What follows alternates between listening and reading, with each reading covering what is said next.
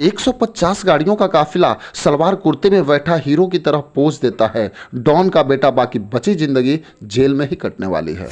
दिल्ली से की schooling, London से की लॉ की पढ़ाई, बाहुबली बनने का चढ़ा शौक और जुर्म की दुनिया में बढ़ाया कदम। अपने पिता के काले साम्राज्य को संभालने के लिए बेताब है ओसामा। सोशल मीडिया पे अकाउंट बना के करता है पैसों की उगाही। बिहार के बाहुबली नेता शहाबुद्दीन के बेटे का काफिला देखकर बिहार पुलिस के हाथ पांव फूलने लगे। कहते हैं डॉक्टर का बेटा डॉक्टर बनता है, वकील का बेटा वकील बनता है और नेता का बेटा नेता बनता है। लेकिन बाहुबली राजद के सांसद शहाबुद्दीन का बेटा ओसामा अपने पिता की तरह दबंग बनने का प्रयास कर रहा है। जहां मोतिहारी कोर्ट में पेशी के दौरान गाड़ी के बोनट पर बैठकर अपने गुंडागर्दी का जलवा दिखाता हुआ और साथ में 150 गाड़ियों का काफिला, ऐसा लग रहा था किसी राजा की सवारी निकली है।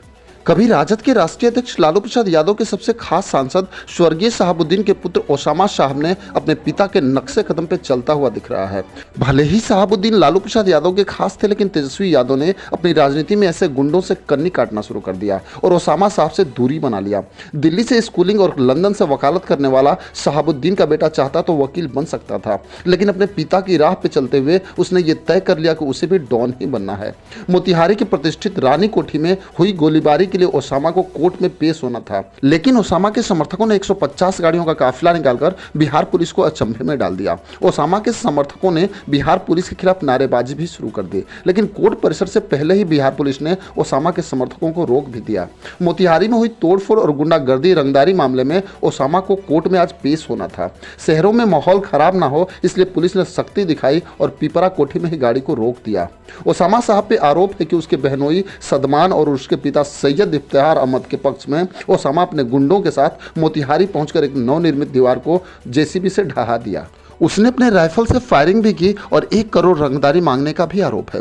धमकी देने के अलावा ओसामा ने गैरेज में खड़ी वाहनों से तोड़फोड़ भी की और वहीं बस्ती में बमबाजी भी की। अब तो ऐसा ही लग रहा है कि बाकी की जिंदगी ओसामा की जेल में ही कटने वाली है, क्योंकि ओसामा के खिलाफ बेतिया में भी केस दर्ज है। इसके बाद बेतिया पुलिस भी रिमांड करेगी। पूरे कोर्ट परिसर को छावनी में तब्दील कर दिया गया था। मोहम्मद शहाबुद्दीन के मौत के बाद अपनी विरासत संभालने की कोशिश में ओसामा उनके नक्शे कदम पर चल पड़ा है। बाहुबलियों के बच्चे अक्सर अपने पिता के साम्राज्य और विरासत को संभालने के लिए उसी राह पे चल पड़ते हैं। उसी अंदाज में ओसामा भी अपने पिता के रास्ते पे चल पड़ा है।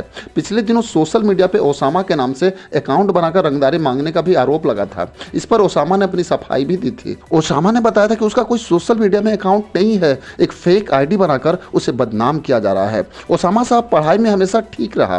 प्राथमिक शिक्षा सिवान में पूरा करने के बाद दिल्ली आ गया, क्योंकि दिल्ली में पिता सांसद थे। इसके बाद दिल्ली जीडी गोहिंका में एडमिशन करा लिया। जीडी गोहिंका नामी गिनामी स्कूलों में गिना जाता है। इसमें केवल वीवीवीआईपी के बच्चे ही पढ़ते हैं। इसके बाद लॉ की पढ़ाई करने के लिए वो लंदन चला गया और उच्च शिक्षा भी पाई। इसके बाद शहाबुद्दीन के मर जाने के बाद विधानसभा चुनाव में अपनी मां की चुनावी कमान संभालने के लिए बिहार चला आया और अपने पिता के साम्राज्य को संभालने लगा और बाहुबली बनने के चक्कर में अभी तक वो जेल में बंद है।